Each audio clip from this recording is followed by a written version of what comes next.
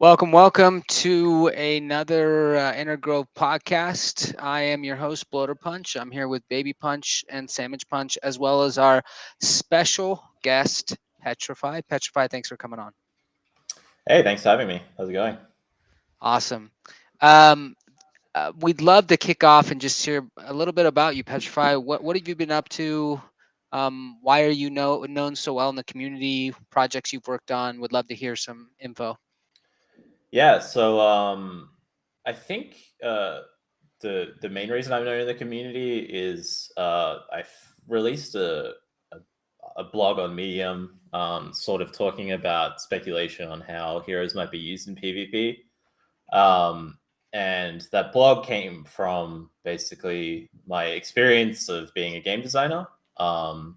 So I worked on probably like the first or one of the first big play to earn games for about 2 years called Gods Unchained, which is made by Immutable, who have like one of the biggest layer twos on Ethereum now, which all started from us needing to scale Gods Unchained, and gas fees got really high. So like, fuck, what do we do? And then that spawned the whole layer two. Yeah, I think probably I'm most well known for this blog. Like I posted it like 2 months ago now, and I just get messages every day being like, "Oh, hey, this is awesome. Can you clarify a few things? Like, what do you think about this?" Which is really cool. But yeah, I'm a game designer. I work in mobile games at the moment. I left the play to earn world and working in the casual world to try and get a bit more skilled at different things that I wasn't used to. So how did you get into? Oh, sorry, keep going. Yeah, I was gonna say I also used to stream on Twitch as like a esports competitor in card games like Gwent, Artifact, Runeterra, Magic the Gathering, all those. Wait, Artifact is in Dota 2 Artifact? Yeah, I was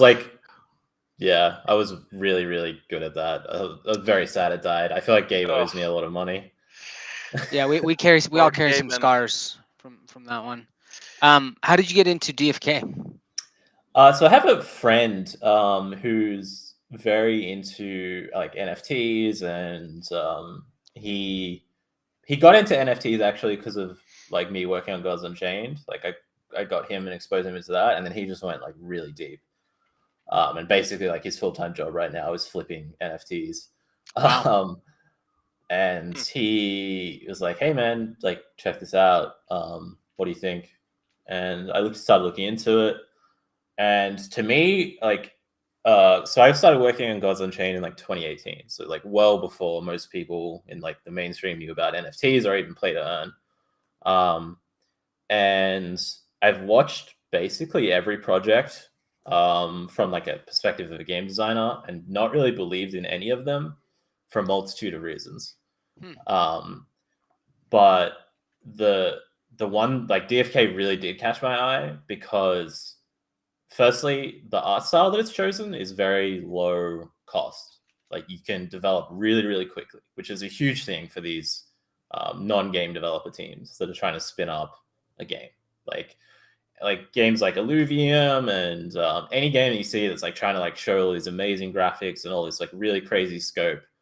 Like that sort of thing takes like years and years and years and years of multi-billion-dollar game studios to make. So when I look at all these games like promising like amazing things, I just like kind of dismiss them from a perspective of, well, you haven't made any games before, and the cost to make it is going to be obscene, and you're going to need to hire like an insane amount of game developers who really know what they're doing. So DFK caught my eye because it was like, okay, they're keeping it quite simple. It's browser based. It's like pixel art. So that's very, very cheap to develop with. It seems to be focused mostly on the gamification of DeFi, which I think exposes like a lot of the crypto natives to the gaming world rather than the other way around, which is most of these games are trying to expose the gaming natives to the crypto world. So I figured there's like a lot easier entry to DeFi Kingdoms compared to any other game. And also like I looked at what they had released and like what they were releasing, and it didn't seem too far-fetched to me to develop it pretty quickly. And I think they've stood by that. Like you can see their release cycle is literally weekly, which is completely batshit crazy for any like normal game developer. But they're keeping up with it, so that's good. So are you happy? What's your current read on the current state of the game? And let's exclude macroeconomic out of DFK's control. What do you think the current state is? Are you still very bullish? What is your current position on DFK? Yeah, I mean, I'm extremely bullish. Like, I think that they're doing the completely right thing by focusing on moving to like Avalanche and potentially other chains in the future. That's going to be the best way for them to capture bigger market share. Like, we know Harmony is a very small chain compared to most of the other ones. And I think that, you know, what they have delivered right now is very, very high quality. So until they give me a reason to be negative about it, I'm going to keep being bullish. And I'm probably someone who has like a very bearish mindset. Like, I don't know, there's like tweets from like Satstar, like don't flood my bags and all that stuff. Like, I'm very good at finding holes in projects, but there's very little in DFK. So for me, I'm going to keep being bullish. Okay, here's a question then for the panel. Let's start with Petrify. I think Petrify, you could set the stage on this, and then we'll get the panel's opinion. So I'm of the opinion, and I think Samichpunch told me before this that you were kind of shared this or had a thought on this. So it seems like, and I said this on a different episode, on my deathbed with my children surrounding me, my wife holding my hands, I will only have one regret, and that will be not using my capital in the gardens and instead buying heroes. So, what is your take on heroes? I look at the value I get from heroes, and I regret still having heroes. I wish I just held Jewel in the gardens. So, we've been a while now. You know, it's multiple months since the launch and having these heroes. What's your take on heroes? Why or why not is DFK doing a good job incentivizing holding heroes? So let's just start there. And I think there's a couple different angles we're going to be able to attack from, but can we just get your high level thoughts and then we'll go to the other members of the panel? Yeah. So yeah, definitely my opinion. I completely agree with you from like a profit perspective. Like they haven't done enough to basically incentivize owning heroes versus gardens or even X Jewel. You know, heroes have like depreciated relative to Jewel over time. And then when you factor in the cost of, you know, the opportunity cost of getting, you know, liquidity pool rewards or the numerous airdrops from X Jewel, for me, like it hasn't felt extremely beneficial to own heroes. I will say, like, there has been a lot of opportunities that heroes provide you to earn more with. So like isolating, like summoning like inefficiencies in the tavern and flipping like Oh, for sure. yeah, The market itself is but inefficient for exactly heroes. Right. but that's probably not Right. The not intended. because of and it's probably not because of something that DFK developers are doing themselves. But yeah, I have a lot of strong opinions on like the current airdrop structure they've been doing and why I think it's not great for the at least short-term health of the game. I don't know if you want me to get into that or if you want to get the other. Yeah, let's. So Samich and Babypunch, you both have considerable hero positions. So let's hear from you. Do you feels bad or feels okay? Your thoughts. Let's go Samich and then Babypunch, and then let's circle back and let's hear more from Petrify on the airdrops. Yeah, I mean, I feel like there's a lot of things that have to be considered, and it's like, yeah, would I like to buy a hero for $500, $1,000, and just have that always go up in value? Yes, I would love that. But like, there's things that have to be balanced, like, right? Like, we want more people to get into the game. So how do we do that and keep a $1,000 minimum hero cost? How do we continue to have, you know, I think in the last 2 weeks, my last Well Watch report, we had almost 20,000 heroes summoned in a 2-week period. Like, you can't have that and have, you know, so you can't have that, which maybe you're saying that leads to adoption. Maybe you say, no, that doesn't mean that there's more adoption. But regardless, you can't have that amount of summoning and hero prices stay where they are. So I think I'm kind of just on the fence about it. I don't feel like they're doing anything that is negatively impacting the price of heroes. I think that we're all just still trying to figure out how this market and environment is going to work long term. You have Gen Zeros who can summon an infinite amount of times. Those will every 3 days create Gen 1s that can create 10 more summons for very cheap.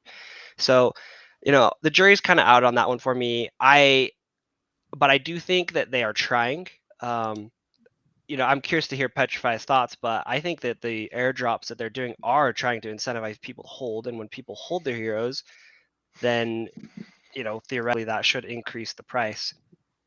They've hinted towards this burning. I'm really interested to see what happens with that, and whatever it ends up being, I bet it'll be big. So I don't know. I kind of just waiting to see. The hero market has been extremely volatile. For anybody that was in right when like the tavern started launching or when summoning opened up, excuse me, we had like this craze where like you could sell anything, like the garbage bottom of the barrel hero for like 200 jewel, and it was like a craze. And will we see something like that with a huge influx of players that are on Avalanche that are maybe too lazy or just not willing to bridge over and get in yet, and they're just waiting for it to launch there? Who knows? So kind of Alright. waiting to see how some of this stuff pans out. Babypunch. Yeah, so when Quest first launched, I was hoping that kind of the rewards would be a little bit better.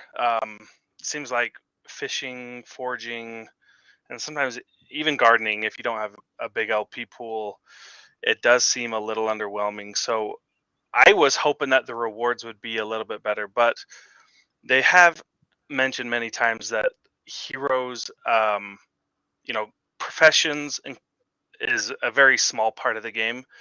So we're kind of trying to peg a value to these heroes and an ROI to the heroes when the game isn't that far along, to be honest. I mean, it's been 6 months maybe since the game's been out. They've developed a ton. They didn't have a playbook to go off. So as they're developing this game, we're kind of hopefully we'll continue to see more ROI from these heroes. And as combat comes out, higher level professions come out.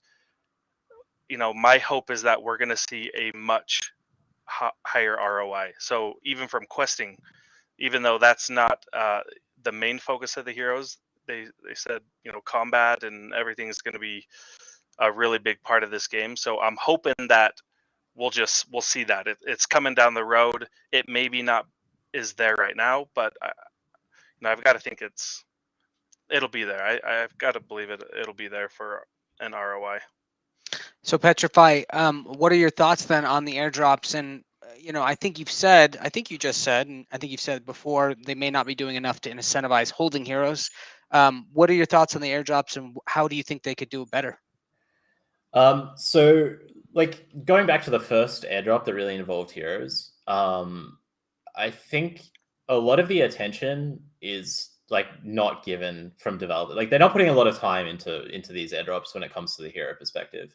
Like for example, the first hero airdrop was based off of the rarity of heroes. So anyone who owns high quality heroes knows that rewarding based off of purely rarity is a mistake, because I know people with dread knights, right? And those dread knights earn less crystal or jewel than an uncommon monk. So firstly, like as soon as I read that, I was like, okay, well, there's clearly like not a lot of thought that's been put into how do we maintain the value of these heroes. So because it was only based off of one metric, which is not a great one. Secondly, like I don't think that these airdrops should be putting so much value on the gardens. Like that was really weird to me. Like if they just shifted all of that garden rewards into hero rewards, that would have done way more for the hero market. Then we have things like most of their incentives are around two things. So like right now it's like summoning, which is not rewarding people holding heroes. It's rewarding people who own Gen Zeros, or people basically gambling. it doesn't reward the people that maybe have like 2 or 3 heroes that got in like, I don't know, November or something, and have just held them the whole time and quested when they could. It only rewards people who are summoning, which is usually Gen 0 owners, and they've already got like a Gen 0, they're making pretty good bank. Like, and in fact, by encouraging summoning, you know, they're not even preserving hero value, they're actually like diluting hero value because there's more supply. Then third, the hero leveling rewards that they have implemented are not feasible for players that are not willing to spend hundreds and hundreds of jewel into stamina potions. Right. Yeah. That kind of made Yeah. me a little butt sore as well. Samichpunch? Well, I would just say I think there's like tiers of how some of these airdrops work. So I mean, the Gen 0 one, like for hero levelers, yeah, that was like a whales game, and it was 5 Gen 0s, and then there's the other 10 Gen 0s will be raffled to other people who've hit high levels. But there's also just the general hero leveling where everyone's getting like a crystal and a jewel per level, and I think that just kind of I mean, I'm always torn on this because as much as you do or don't like it, any sort of crypto, whether it's a game, whether it's just a DeFi protocol, whether it's just an NFT project, it's always going to be the more that you put into it, the more potential you have to earn from it. And so, like, yes, when you look at the airdrops that are available to the guy who has like two heroes, it's less. Yeah, he's not in the running for a Gen 0 because the guys that were going to get the guaranteed Gen 0s spent like $20,000 on stamina potions. And I mean, I think that's just a function of how most projects work, where there are going to be whales who have higher rewards, but they're also, I mean, they're spending $20,000. Like, who out there right now is just gonna be like, I'm gonna drop 20K on this game right now? So, Although, doesn't that incentivize, again, is that the right behavior? Because ultimately, you wouldn't even have to be a whale or have gotten in early. You just need to have super deep pockets, right? That's it. That was the yeah, only. but somebody, I mean, so are you saying that's not a good incentive for in someone other to words, throw 20K on stamina potions? yeah, like I just showed up to DFK today, right? And then I see Frisky Fox's message. Hey, whoever gets this level first, you're good. You know, you get this Gen Yeah, 0. but how do they get those stamina potions? Yeah, they put a crap ton Well, of money into the yeah, well, economy, but that doesn't how are they? reward. Yeah, so what I'm saying is, Yeah, but it is rewarding because, like, okay, the reality is if you've got one forager and one fisher, like say you spent $400 or whatever, and you've got 2 floor heroes, they're commons, they're just farmers. Like, the reality is your rewards are some ragweed, some bloaters, the occasional silverfin, and what you're getting though is like when people spam those prices, you saw like the prices fluctuate, they go up, and they're getting more out of those rewards. And yeah, okay, it's hard to get excited about 50 cents reward versus 20 cents, but you also, I mean, you only bought 2 heroes, so I don't know. I don't know what you're expecting. Like, what do you like? Do you expect to get like a $300 return in a month off of a $300 hero? I just don't know. Like, that seems unrealistic. Petrify, can you tell Samichpunch why I am right and you? I'll try.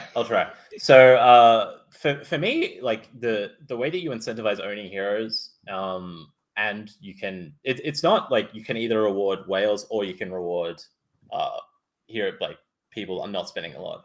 Like, they can do both. So the way that I would have structured, like, for instance, the Gen 0 giveaway for leveling up, is have it like each level of your character is a ticket, something like this, right? So if I want to be a whale and I want to, own a shitload of heroes and get more levels, like as a whole, I can do that. But average Joe who owns like 3 or like maybe 2 or 3 heroes, I'm still getting tickets. I still have a chance. Like, it increases the value of each hero based off of its level rather than each, level 10 hero. So that's one way to structure it, where like, whales have a better chance, but average Joe can still do well. And secondly, like and this maybe leads on to one of our future points, like the increasing of like cost of, foraging and fishing materials by encouraging people to spam stamina spots, God, that's a tongue twister, isn't sustainable long term, and like the tokenomics of gold are such that even with this, it's still going down. Like it's still not really great return, and it's getting worse over time. Okay. So I think we should go then in this direction. I think this is where we've kind of like organically been going. And that is, if I'm an average Joe, and I know Petrify, you've done an incredible amount of thinking about this, so we really want to get your thoughts. If I'm an average Joe and I've got 3 common basic classes, I've got a monk, a knight, and a wizard. Does combat do anything for me, acknowledging that I am bottom tier? I have no rarities. I have no advanced classes. So should I be excited about combat, or am I just going to get pooped on because I can't afford the better quote unquote classes, the better rarities, higher levels? Do I still have hope for combat? And I know we were working with limited information, but what do you think from there? And then after we have that discussion, I'd love to get your take on what is an ideal 3-set. Yeah, so totally, like you're gonna have a worse PvP PvE team. Like there's no way around that. Of course. Like it's just the way it's designed. But in saying that, like if the game designers are good, there's ways to structure it such that you can still compete and you can still have fun and still earn even with a worse PvP team. Like you can have leagues, you can have like common only like zones where like PvE is based around like you can only enter the zone if you're entering with 3 common heroes. Like that could be a quest requirement. And you could even structure it so that there's mythic only zones. So there's definitely ways to still reward people who own commons, and I don't think anyone with commons should be scared that, hey, my commons are going to be useless in PvE or PvP as long as the game designers know what they're doing. Okay. But in saying that, if there's like a free-for-all league, of course you're gonna get dumpstered by the guy with 3 mythics. Like that's just how the like as Simon was saying, this is just how these things work. Like okay.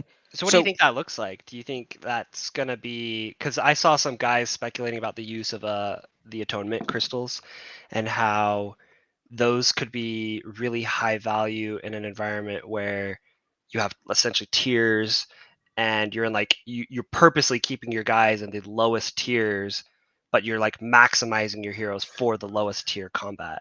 Like, do you think there will be like an do you envision like an MMR system, and do you think that would be hard to implement on like an on-chain game? That totally could be like levels, or well, how would MMR work though if it's not skill based? We're like pressing a button, right?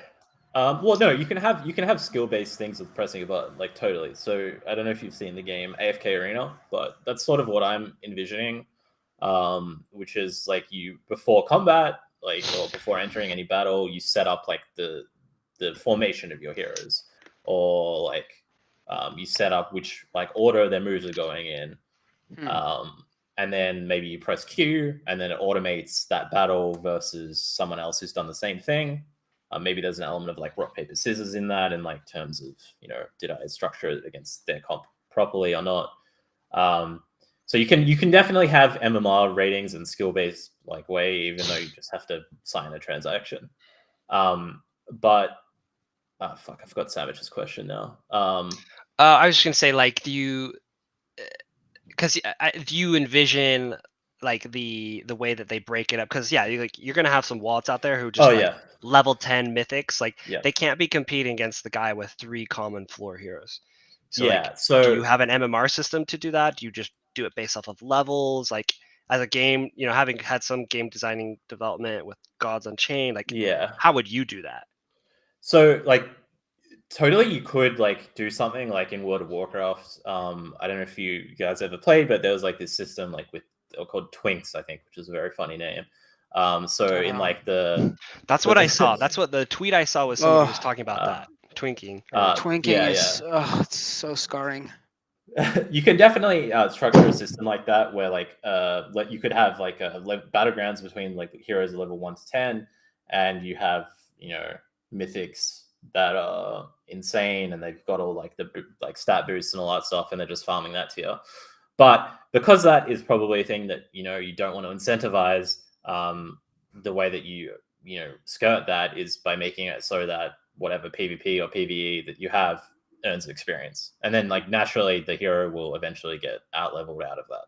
So just by having like even a tiny bit of experience gained from like something like level 1 to 10 bracket will eventually remove that possibility.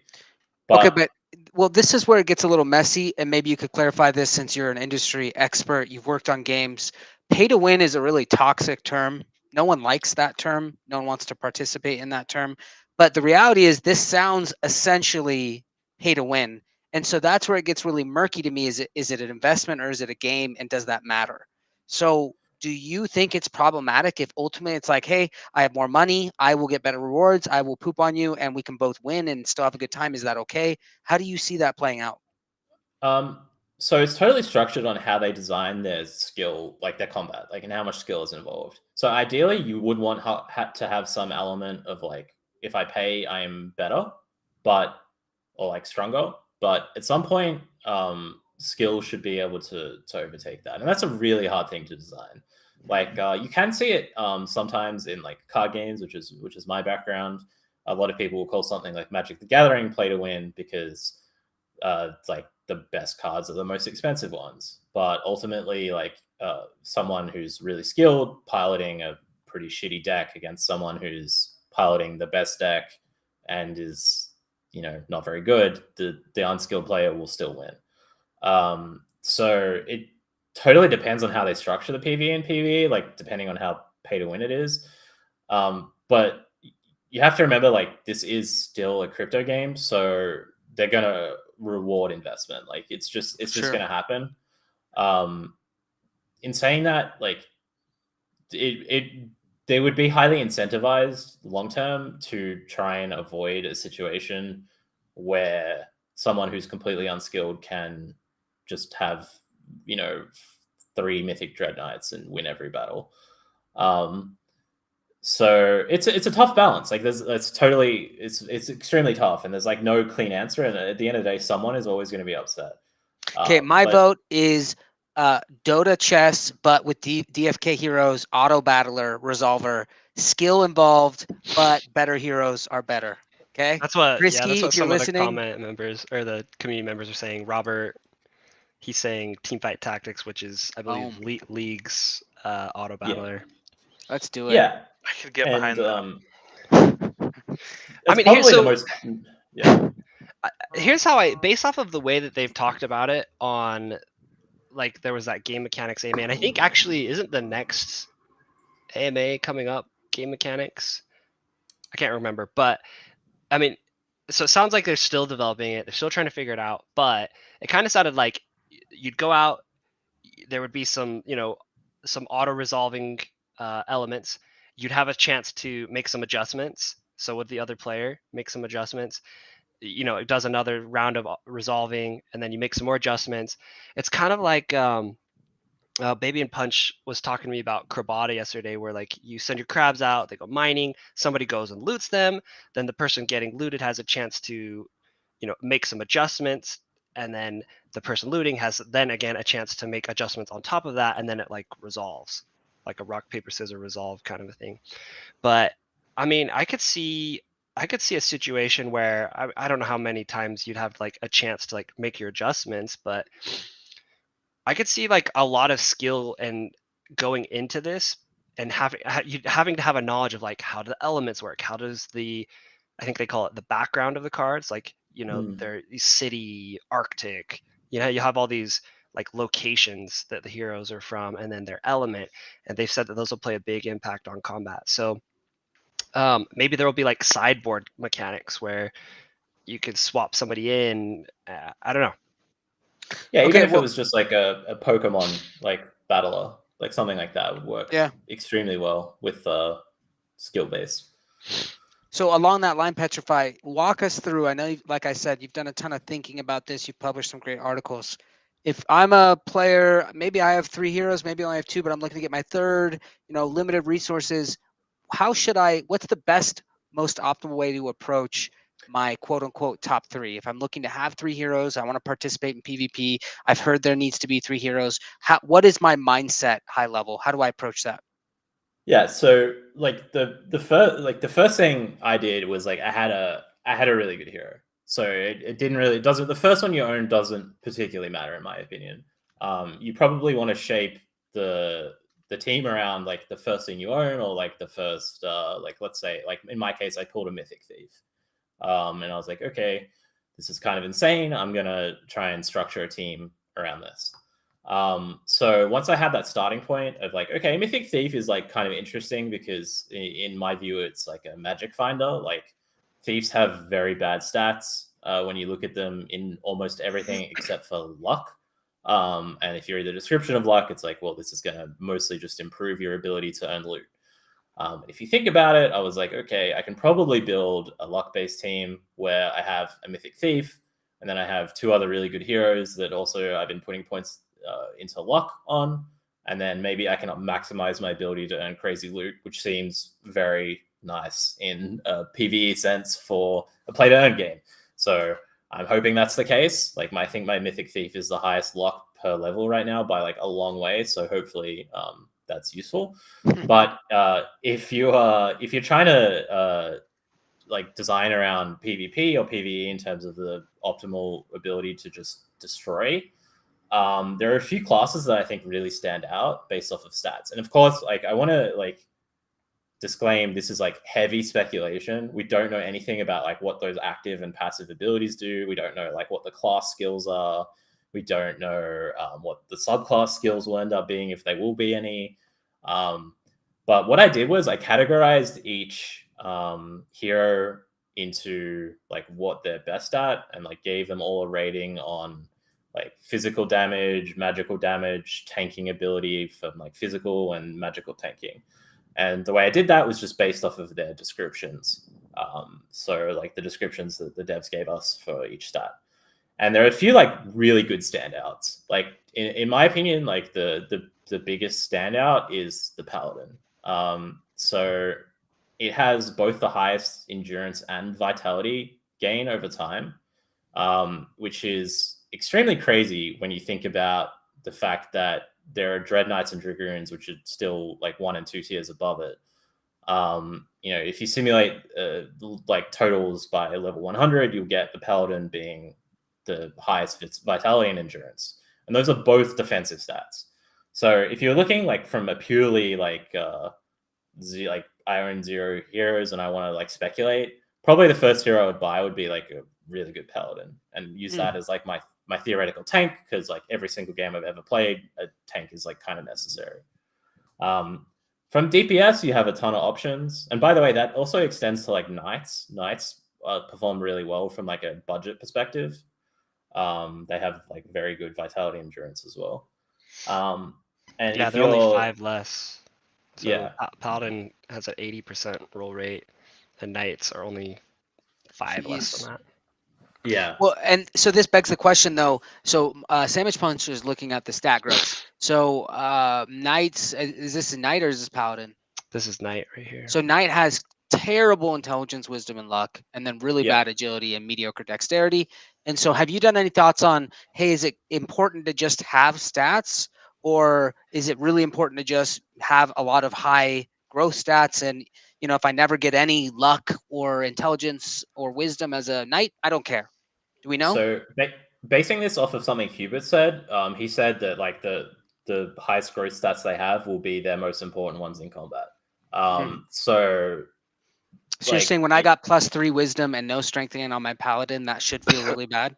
yeah, that should feel bad in my opinion, but like I still think like you're probably going to need based off the descriptions, like probably every hero will want to have a decent amount of agility, because it determines like how quickly you get to act, which seems sort of like a combat Speed. must have. Yeah, like must have, like in my opinion.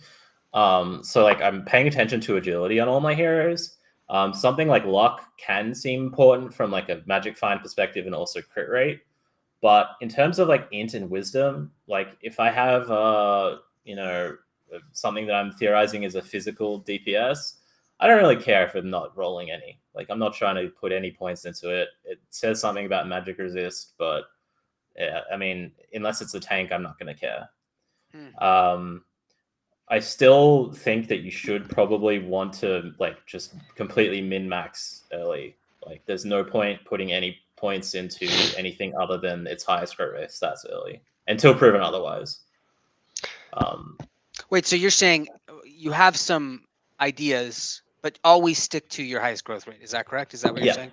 Yeah. Okay. And if you're unsure, like early on, you should be putting a point in vitality on every hero as one of your bonuses. So basically, I'm doing like the 2 highest stats as my 2 bonuses. So my thief is an example. I'm doing like luck guaranteed. Then I'm doing agi, and then I'm going to put a point in vitality. And the reason is vitality is shown to compound early. So the earlier the points you get in vitality, the more health it'll end up with later. Like if I put 20 points in vitality on level 99, it's going to have very small health total compared to vitality early on. Samichpunch, did you have feedback on that? Yeah, I was just gonna say, so the stat spreadsheet for DeFi Kingdoms, like where it has all the growth stats, now has a tab on HP and MP growth rates and how the formula works. So if anybody's wondering what Petrify is talking about when he says that vitality has a compounding effect, you can come and read it, see how this works. But essentially, vitality, like if you hit a large HP roll, and so the way, just really quick primer on this, so like every class has a percentage chance to hit either a small, regular, or large roll for HP whenever they level up. And depending on the type is a different formula. So large will take a flat 30 plus your vitality times 1.5. So logically, if you have if you level up some vitality early, it has more chances to hit like a large or regular vitality buff and give you more HP over the course. So like leveling up 10 vitality at in your first 10 levels has twice the impact of like if you leveled up 10 vitality at level 50, because from level 50 to 100 you only have 50 chances to level up. Level 10 to 100 you have 90 chances to level up. So that's kind of what he means by the compounding effect. We might see people, this is very late, so we don't know, but I'm saying it's based on what you're saying, Samich and Petrify, as heroes level up, we might see vitality lesser prioritized, heavier prioritized now, and lesser prioritized on a slope, because, like you said, the compound effect begins to dwindle the later we are. Yeah, definitely. And I think that, by the way, that also applies to intelligence and wisdom. Like for like my summoners and sages and stuff, I'll put points in intelligence and wisdom, which I should be doing anyway. But you definitely want to do it because it also compounds your mana the same way. Got it. Interesting. So an ideal economy 3 stack, I think I heard you say paladin is money, knight is money. Do you see, I mean, again, we're speculating, but as a game designer, I feel like you have some pretty good intuition about this. Do I need a ranged class? If I don't have a magic class, am I okay? If I'm really just trying to pick 3 heroes right now, how would I do that? So like, I'll use my example. So I have this like mythic thief, and I end up picking up a mythic Dark Knight that was very cheap.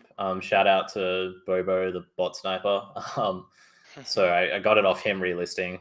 And Dark Knights are very interesting because, from my perspective, they look mostly like DPS, but they could be range DPS in that they have very high intelligence growth.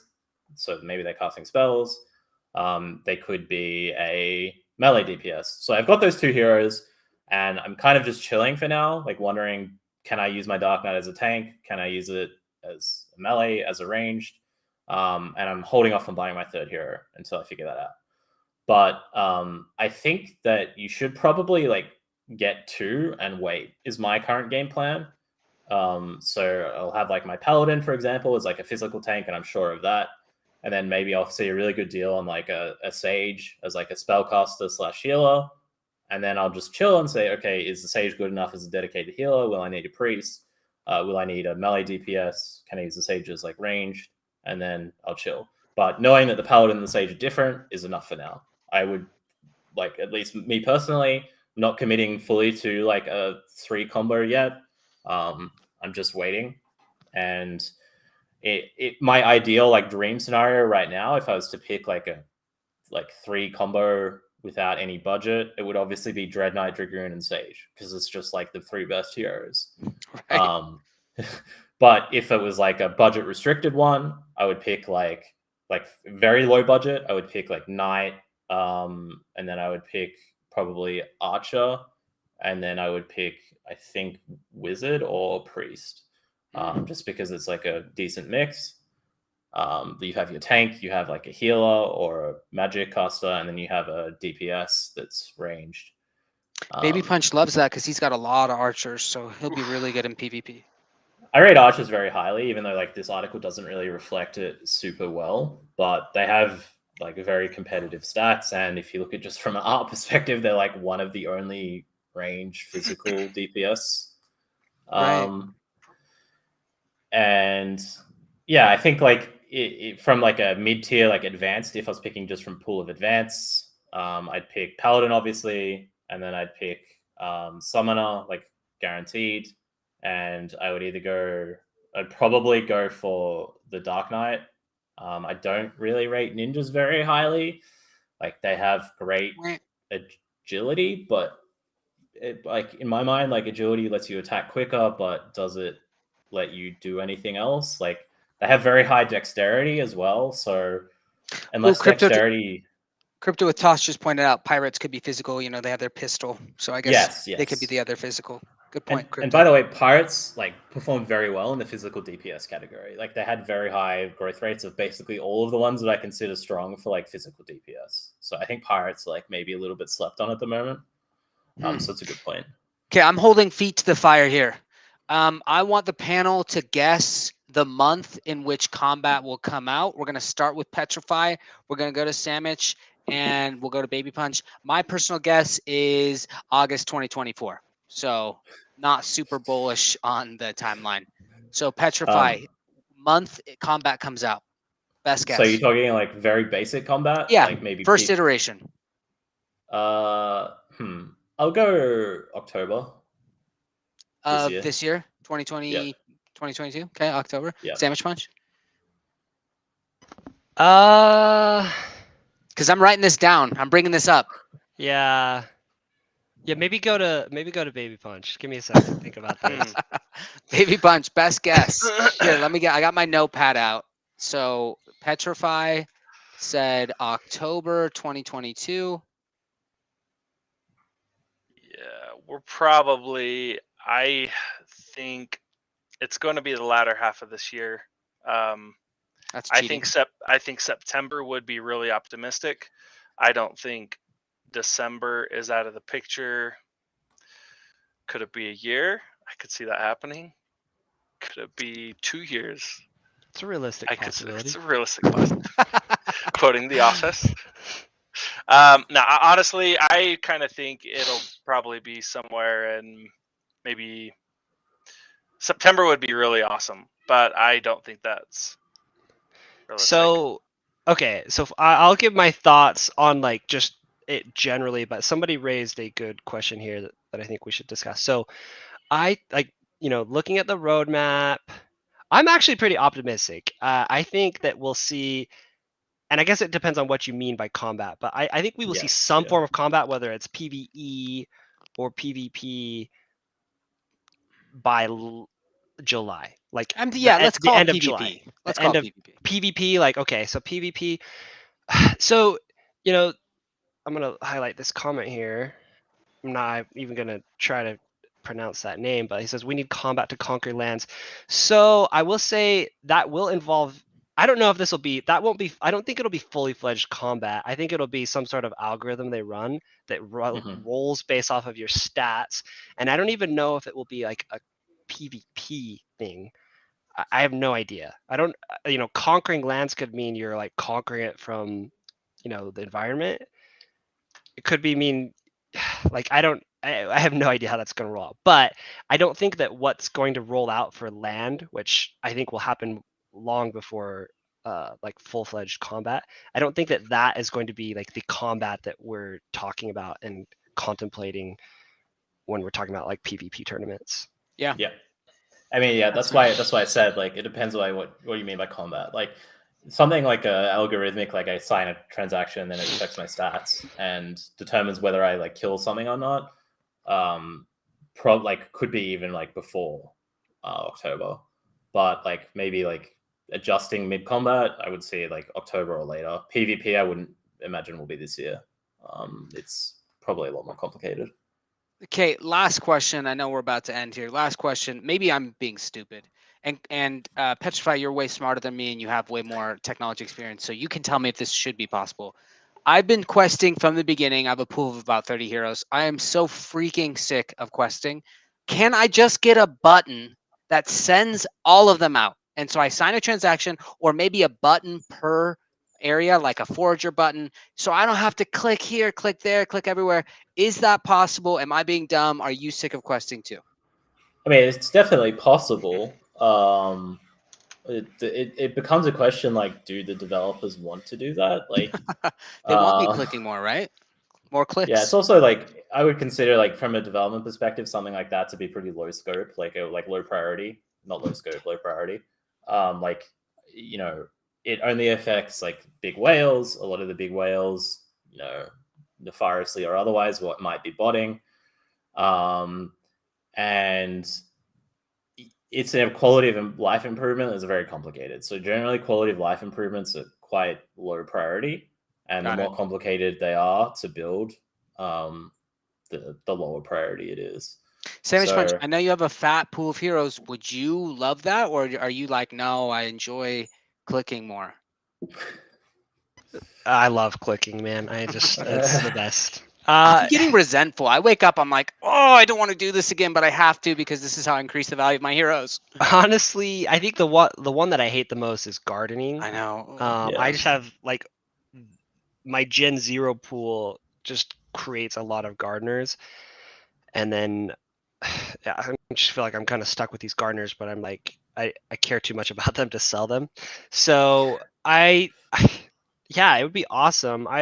This was actually raised back like during the Wishing Well. There was an AMA, and I had kind of an opposing view. I was like, hey, why don't you let people do it, but it comes with like a cost. Like the more that you send out, maybe you get a little bit less rewards, but you get the benefit of. And they kind of did that with the 6, being able to send 6 people out. Because if you send one person out, if you send 6 people out like individually by themselves, it actually takes less time than queuing, like sending all 6 out together, like in the aggregate.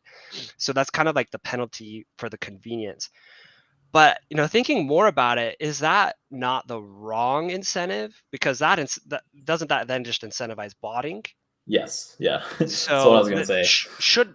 And I think the concern initially was like, well, but if you do it the other way, just like it's this huge incentive for whales, they're gonna have hundreds of heroes, and you should be like, click, fine, charging me the gas for all 100 transactions. But I think that's better than any room for botting. But they're talking about botting policy and what they're gonna do if you're botting, and so maybe you fight it with that. But by the way, yeah, I would love to click less. I would love to click less. This like amount of clicking is like totally intentional, and like it's totally the reason behind it is because they want to implement scholarships eventually. Like, I don't think they want people to own hundreds and hundreds of heroes and be questing on all of them simultaneously. I think they want you to have like a core group of heroes that you focus on, and the ones that you don't want to put energy into, you use for like scholarships. Well, and I'm sure there's a way you could, like, I'm sure programmatically you could probably catch a massive portion of botters and have super high penalties based on behaviors that bot, like mutual behavior shared by bots. So you could penalize bots, right? Or maybe you don't want to do that, right? So I don't think that discouraging botting and like penalizing the botting is actually the best way to go about it. Like, I think you need to design such that someone using a bot shouldn't get any like real tangible advantage. Like perhaps, yeah, I don't know. And I think that's probably one of the reasons why they're vocally against botting, is because they do want to go down the scholarship route. And like, if everyone's botting, then what's the point of having a scholar? Because True. I can just bot it and get the rewards myself, and they don't take any cut. And that's a really good point on the scholarship system. And honestly, I think we all should be rooting for an ecosystem where a scholarship system makes sense, because if a scholarship system doesn't make sense, our biggest players, our biggest wallets out there will never have an incentive to essentially lease their heroes in a scholarship program. And that means that the floor and the barrier to entry will forever be this $1,000 floor price hero. And that makes it very hard for mass adoption. So something that I don't know if I dreamt this or made this up, but I feel like when I first got into DFK, I remember reading something about commoners or like free to play heroes that were. Yeah, no, that was back in AMAs, back when Tango was on a lot of the AMAs. They definitely talked about that. I don't think that so you could go back and read the AMAs for anybody that's listening, but the whole concept was like maybe like a lesser hero that's like playable, you can do something with it, but it's not the same benefit as like actually owning a hero. And I feel like they have talked about it and they mentioned it, but like it never was like decided. Okay. Yeah, because I was very bullish on that idea. Like I definitely like having like free to play heroes that are maybe like not even on chain, they're just like controlled centralized, and you can get some sort of rewards, and eventually you can like mint them into real heroes or something. Like I was very bullish on that idea, and I hope they revisit it, because like I think that's really one way to get mass adoption. But in saying that, I don't think that they're prioritizing mass adoption right now, which is a very good decision. They are prioritizing crypto natives, which is completely the right way to go. Awesome. Okay, we need to wrap, but I want to give a special thank you to Petrify for coming. I personally felt like his commentary was amazing, and he brought a lot of value. So thank you so much for coming, Petrify. Thanks for having me. Thank you for not fudding Sats's bags. Thank you for the no FUD.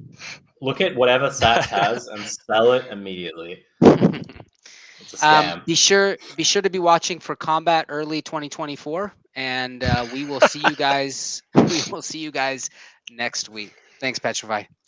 Thanks, guys.